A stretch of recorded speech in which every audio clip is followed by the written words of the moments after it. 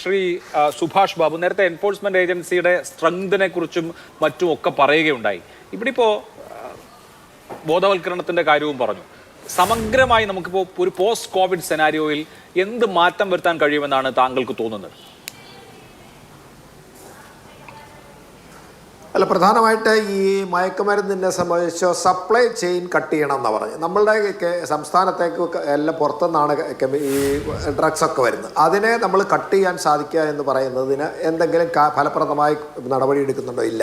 നമ്മൾ ഏത് കേസ് പിടിച്ചു കഴിഞ്ഞാലും അതിനകത്ത് എന്താണെന്ന് പറഞ്ഞാൽ എല്ലാം അവരുടെ ഡിജിറ്റൽ കമ്മ്യൂണിക്കേഷനാണ്. എല്ലാം ഫോൺ ടു ഫോൺ കമ്മ്യൂണിക്കേഷനാണ്. അതല്ലെങ്കിൽ മറ്റു രീതിയിലുള്ള മെസ്സേജുകൾ അല്ലെങ്കിൽ ഏതെങ്കിലും ഗ്രൂപ്പ് അങ്ങനെയൊക്കെയുള്ളതാണ്. അപ്പോൾ ഇങ്ങനെയുള്ള ഡിജിറ്റൽ കമ്മ്യൂണിക്കേഷൻസിനെ കോൺസെൻട്രേറ്റ് ചെയ്ത്, അതായത് ഒരു വൈഡ് വെബ് ഡിജിറ്റൽ സർവൈലൻസ് നമുക്കുണ്ടോ? ഇല്ല.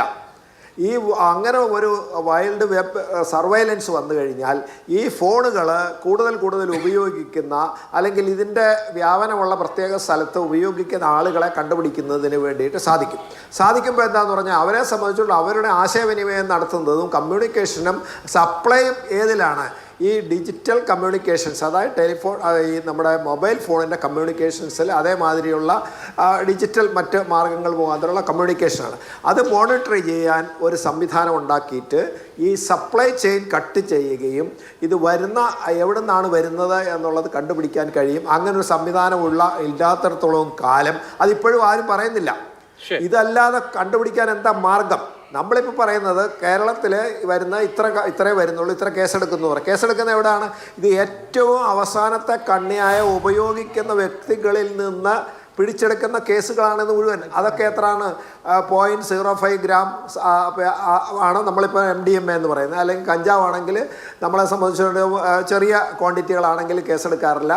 അതുപോലെ തന്നെ സ്മോൾ ക്വാണ്ടിറ്റി എന്ന് പറയുമ്പോൾ ഇതൊക്കെ ബെയിലബിൾ ആണ്. ഇങ്ങനെ വരുന്ന അവസരത്തിൽ ഇത് നമ്മളെ സംബന്ധിച്ച് എങ്ങനെ നിയന്ത്രിക്കാൻ പറ്റും? ഇതിലാകെ നമ്മൾ പഠിച്ചത് ഇൻ്റർനാഷണൽ സ്റ്റാൻഡേർഡ് ആയാലും നാർക്കോട്ടിക് ബ്യൂറോയുടെ ആയാലും ശരി, പറയുന്നത് കട്ട് ദ സപ്ലൈ ചെയിൻ.